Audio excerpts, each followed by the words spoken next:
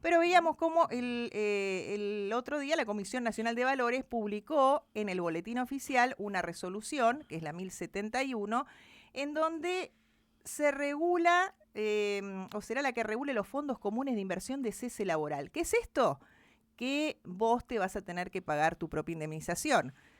Por ahora, sí, es opcional. Pero bueno, sabemos también cómo funciona en este momento lo opcional, ¿no? Entre algunos gremios, entre algunas empresas. Así que para hablar de este tema estamos en contacto con Matías Cremonte, que es presidente de la Asociación Latinoamericana de Abogados Laboralistas, quien tuvo la gentileza de atendernos. ¿Cómo va, doctor?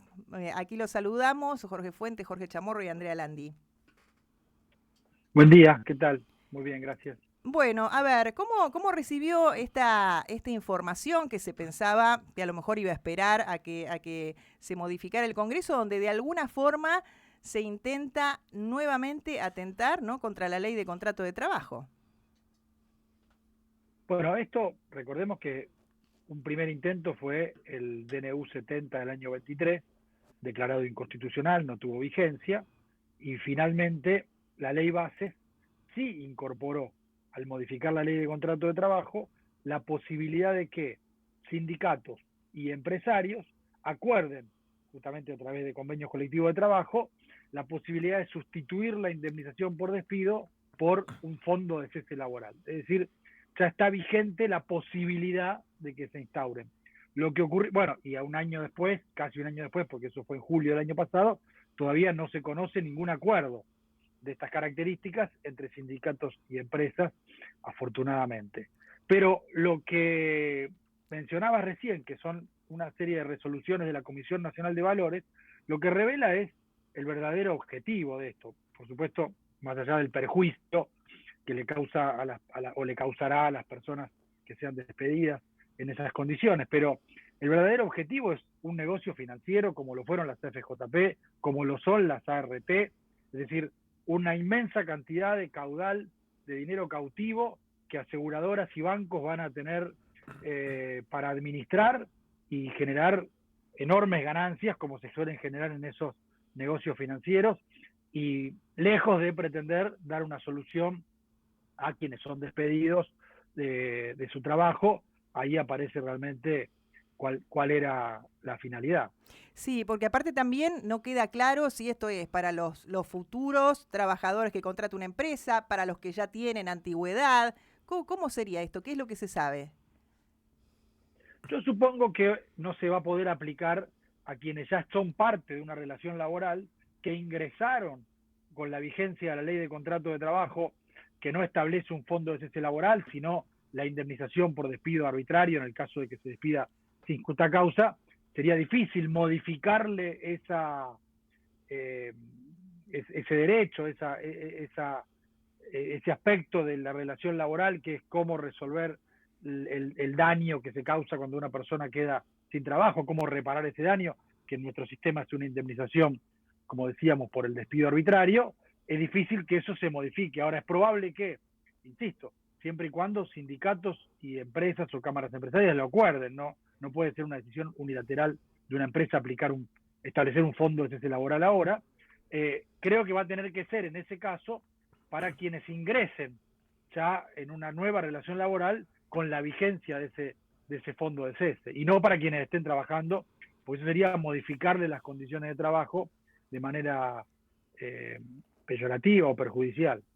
Y usted dijo recién que esto cuando ya quiso aprobarse ya tuvo una declaración de inconstitucionalidad porque, a ver, estamos hablando de una resolución que es contraria, por ejemplo, a la norma superior, ni hablar, ¿no? Si uno va considerando las jerarquías que tienen las leyes, llegando a la Constitución. Digo, esto es contrario a derecho en estos momentos.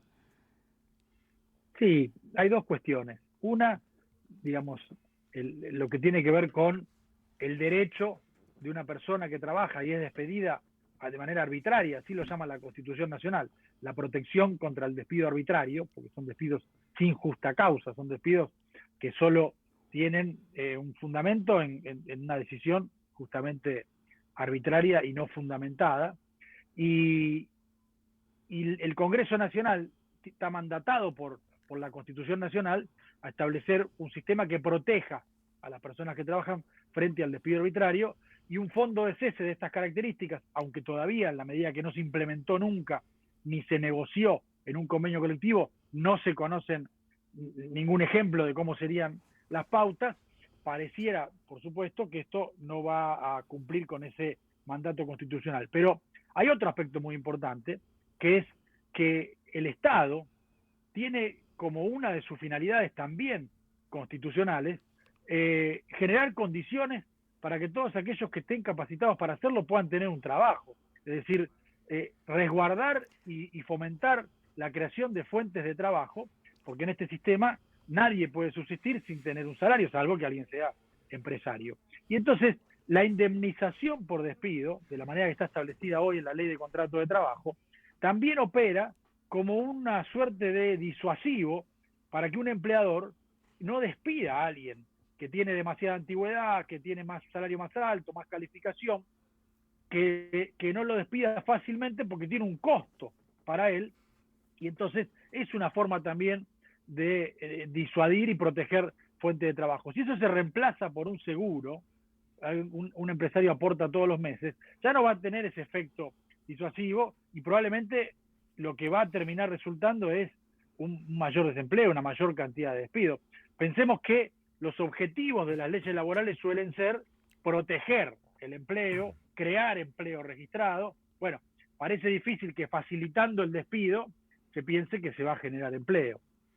Doctor, yendo a algunos temas, primero, algo de fondo, aún con una ley como la de bases, pero tan genérica, tan abarcativa, tan reformadora de leyes de fondo, ¿se puede cambiar a la ley de contrato de trabajo por ese multicontenido? ¿Es realmente constitucional eso para empezar? Bueno, es una ley, la aprobó el Congreso Nacional, y en principio, si se quiere, tiene una legitimidad de origen que no la tienen los decretos, porque se cumplió con los procedimientos de sanción de una ley que establece la Constitución Nacional. Entonces, lo que en todo caso se hay que analizar es cada uno de los aspectos que se modificaron de la Ley de Contrato de Trabajo y contrastarlos con la Constitución Nacional. En este caso, muchos de ellos, muchos de los aspectos modificados de la Ley de Contrato de Trabajo no superarían un test de constitucionalidad, Claro. ¿no? O de convencionalidad, que es el otro, porque también hay que contrastarlos con los convenios internacionales o los tratados internacionales. Pero claro, ahí es cada persona que va a ir a cuestionar. Supongamos que alguien es despedido luego de 11 meses de trabajo a prueba, porque se extendió el periodo de prueba hasta 12 meses, y no es indemnizado. Bueno, esa persona va a poder iniciar un juicio, cuestionar eso, y así en cada uno de los aspectos. Claro, a eso iba, pues estoy pensando, lo hablábamos ayer con Andrea, un sindicato genuflexo, digamos así, en su rama de actividad acuerda con una gran empresa de acero y empiezan a todos los que ingresen, como bien lo advierte usted, en el futuro van a entrar a ese fondo. Y yo de repente me siento agraviado como trabajador e interpongo un amparo por inconstitucionalidad, pongámosle. Yo creo que podría ser atacado eso, ¿no? Entonces, ¿no? Sí, es un poco un ejercicio muy teórico, porque lamentablemente, perdón, te respondo, sí, sin duda, entiendo, no puede ser entiendo. atacado. Ahora, digo lo teórico porque, todo el sindicato, claro, todo esto se está discutiendo en un contexto donde crece el desempleo, donde eso genera temor en la mayoría de las personas que tienen un trabajo a perder su empleo. Y entonces, todo ese contexto social también hace que muchas personas, por el temor al desempleo, renuncien a muchos derechos que en otros contextos no lo harían, y por supuesto no reclamen. Pero ahí aparece el rol del sindicato, ¿no? O sea, la fuerza de lo colectivo para no permitir o para defender en otros casos cuando se avasallan los derechos. Por eso es tan importante, por eso es tan común que todo ataque a la legislación laboral comience con un ataque a lo colectivo, ¿no? Reglamentación de la huelga de manera restrictiva, criminalización de la protesta, bueno, o la represión abierta, todas situaciones que estamos viendo, para después generar un terreno o las condiciones para avanzar en el contrato individual. Doctor, yendo a temas más específicos, ¿se sabe ya cuánto va a ser el aporte del trabajador sobre su sueldo y cuánto el del empleador? ¿Qué va a pasar con eso? ¿Cómo la dinámica de sostenerlo? ¿Qué va a ser timba financiera? ¿Se van a comprar bonos? ¿Cómo se va a manejar eso? Porque usted muy sagazmente nombró las AFJP y uno termina diciendo, esto se quedan el 30-40% se lo llevan en gasto administrativo y el trabajador vaya a saber qué cobrará en el futuro. Sí, esto por ahora es una incógnita porque se delegó gran parte de los aspectos centrales o prácticos de un fondo de cese en la negociación colectiva y en la reglamentación. La reglamentación se dictó, pero no profundizó demasiado en ese sentido. Por tanto, va a quedar todo en manos de lo que acuerden finalmente sindicatos y empresarios. Pero yo, decíamos antes, hasta hoy no hay ningún ejemplo, nadie lo ha acordado en un convenio colectivo. Y esto probablemente tenga que ver con, en gran medida, la conciencia de algunos sindicatos en que esto sería un perjuicio y no van a acompañarlo. Pero también de algunos empresarios, porque aquellos empresarios que no tienen pensado despedir a alguien, ¿por qué van a aceptar incrementar lo que ellos llaman costo laboral, aportando todos los meses a un fondo de cese si no van a despedir a alguien? Eso va a ser un costo mayor para ellos. Yo creo que hay muchos empresarios que no van a estar dispuestos a implementarlo. Y justamente hablando del costo laboral, que es la argumentación, ¿no?, que tienen para que aparezcan estas reglamentaciones, estas normas, cuando se habla de la industria del juicio, ¿no? El otro día escuchábamos a un Roberto Piazza diciendo tranquilamente que había tenido 50, ¿no?, la mayoría de sus 50 costureras sin registrar. Digo, ¿existe como tal la industria del juicio o aparecen los juicios cuando hay despidos sin causa? ¿O cuando hay gente que no está registrada? No, claro, no, bueno, es un gran mito y un ariete del empresariado argentino muy acostumbrado a evadir la legislación laboral. Nosotros siempre decimos, lo que realmente hay es una industria del incumplimiento, porque contrastemos más allá del caso individual que mencionabas, contrastemos la ilegalidad del mercado de trabajo en Argentina, ¿no? Casi 35-40% de empleo ilegal. Esos son cerca de 6 millones de personas que todos los días pudieran empezar un juicio laboral, o porque no le pagan el salario que corresponde, o simplemente por no estar registrados y no aportar a su jubilación, por no tener un RT, porque son despedidos y no los indemnizan, porque tienen un accidente y la empresa no lo repara. Bueno, solo el 0,1% de esa cantidad de trabajadores que pueden iniciar un juicio realmente es la tasa de litigiosidad.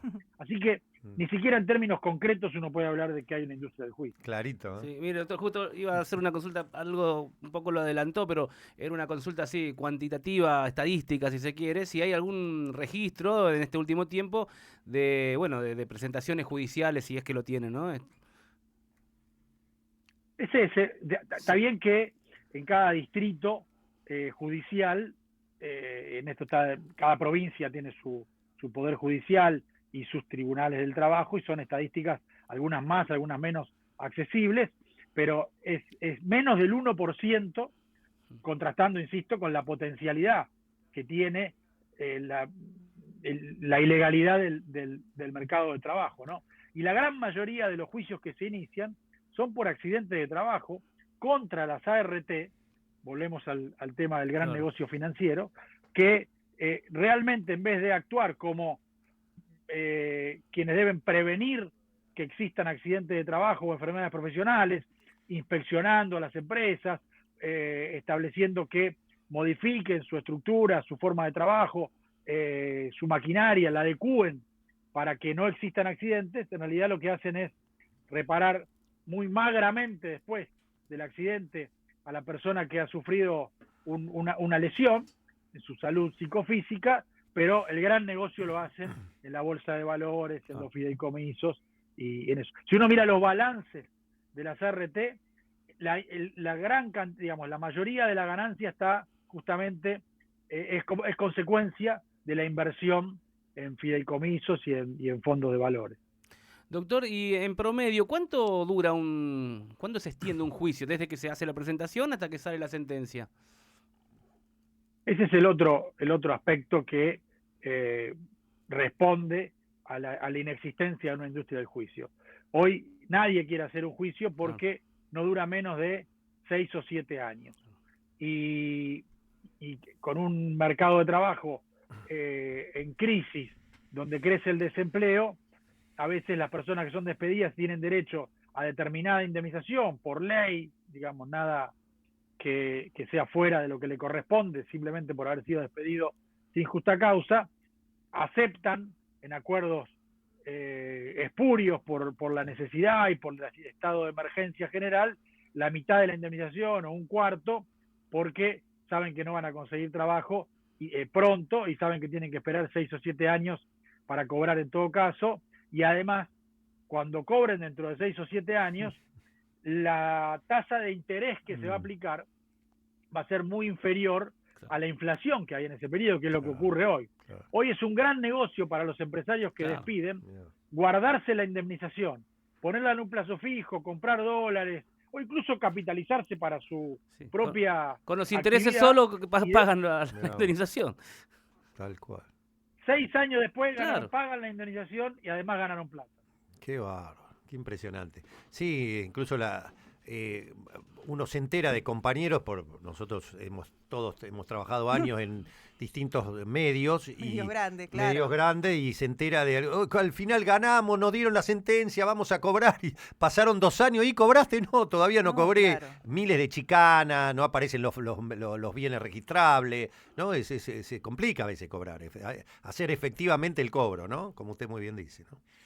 Todo conspira contra la efectividad de los derechos laborales. Y eso juega en favor de los empresarios que justamente en función de eso terminan apurando la resolución de un juicio con acuerdos que implican renuncias a derechos, ¿no? Claro. Que supuestamente en el derecho laboral son derechos irrenunciables. Una final, entonces, para que queden claro. Hoy, si alguien está registrado en blanco o en gris, pongámosle también, que es otro tema, ¿no? Hoy la indemnización es la de la ley de contrato de trabajo o el convenio colectivo. Tiene que, genéricamente, un sueldo por año más todo lo demás, preavisos, vacaciones, todo eso, ¿no? Es así, ¿no? Sí. Hoy lo que está vigente es la posibilidad de instaurar fondos de cese laboral por acuerdos colectivos entre sindicatos y empresas, y hasta donde sabemos todavía no existe ninguno. Por eso podemos afirmar, como bien decís, hoy rige la indemnización por despido tradicional de 1 mes de sueldo por cada año trabajado. Doctor Matías Cremonte, le agradecemos muchísimo estos minutos a Radio Universidad. Bueno, al contrario, gracias a ustedes, a disposición. Muchas gracias. Bueno, clarito, por ahora, ¿no? Por ahora, dijo el presidente de la Asociación Latinoamericana de Abogados Laboralistas, es una posibilidad, pero ya está, la ventanita se abrió, ¿no? Sí, van abriendo, no es la del amor, se abrió la ventanita.